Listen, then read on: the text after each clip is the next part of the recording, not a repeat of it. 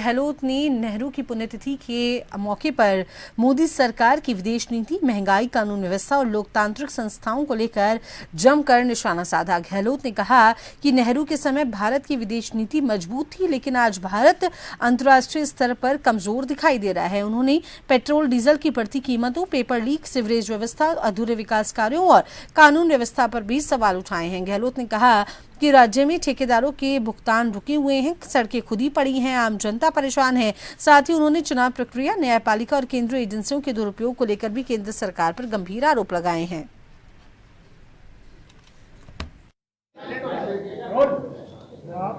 पंडित जी की पुण्यतिथि है, जवाहरलाल नेहरू की पंडित जी की पुण्यतिथि है आज। देखिए, पंडित जवाहरलाल नेहरू की पुण्यतिथि के अवसर पर हम सब उनको याद करते हैं।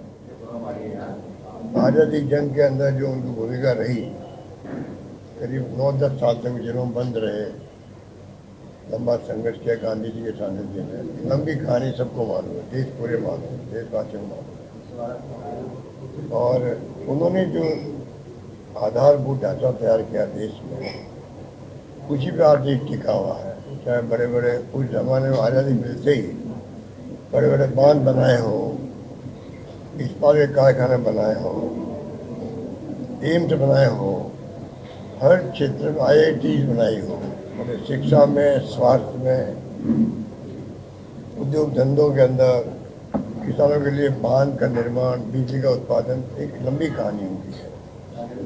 और देश में पंडित नेहरू के बाद में 14 प्रधानमंत्री हुए।